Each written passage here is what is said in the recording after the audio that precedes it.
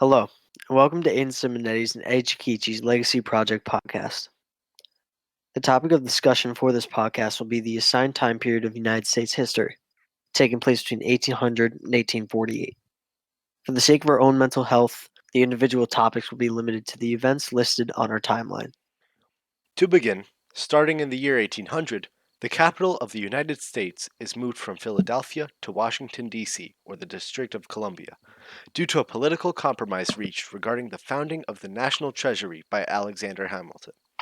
The move was the second of its kind, with the first capital being New York City, the second being Philadelphia, and the final going to Washington, D.C. In 1801, Thomas Jefferson is inaugurated as the third president of the United States.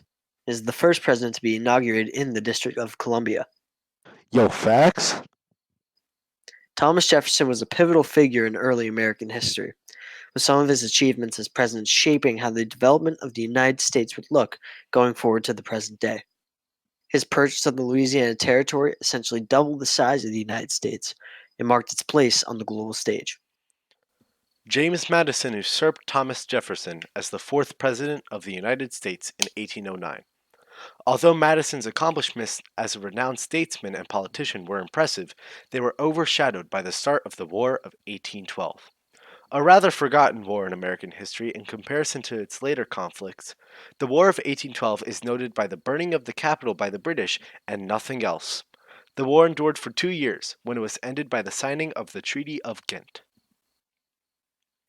Between 1819 and 1822, two major events took place. The first of which is the ceding of Florida to the United States by Spain. Ayo, facts. Florida had become a burden to Spain economically and militarily, thus rendering it useless to Spain, and in exchange for settling a border dispute in Texas, ceded it to the United States. The second notable event is the signing of the Missouri Compromise, a compromise drafted to resolve heated tensions over the admittance of new slave states into the Union.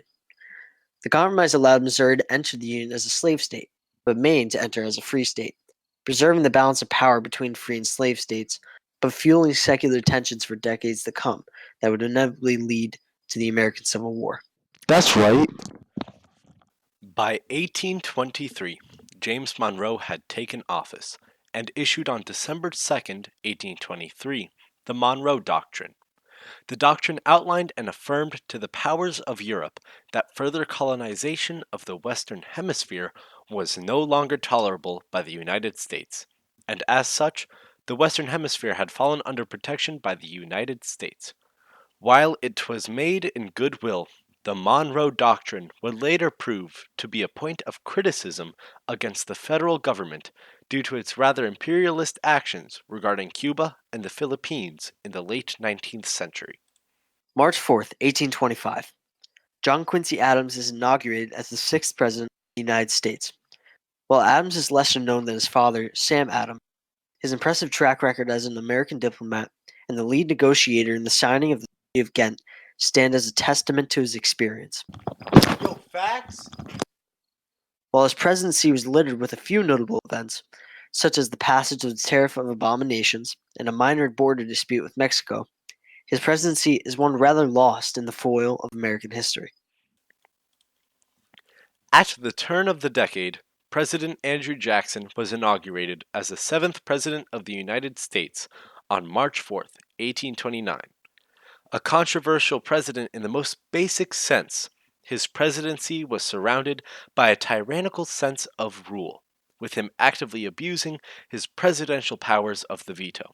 His signing of the Indian Removal Act on May 28, 1830, marked the turning point in his historical reputation, with his clear ignorance to the power of the Supreme Court and what would be considered today as a severe human rights violation, making him antebellum America's big loser. Notably, however, during his presidency in the year 1836, the territory of Texas declared its independence from Mexico, and more infamously in 1838, 15,000 Cherokee Indians would be forcibly moved from Georgia to the Midwest in the event named the Trail of Tears.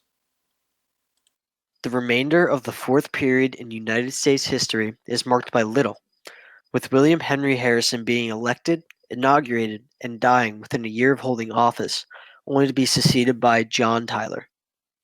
Then the South got mad tight. But that's for another time period. That's America, baby. And thank you for listening. We done. Epic.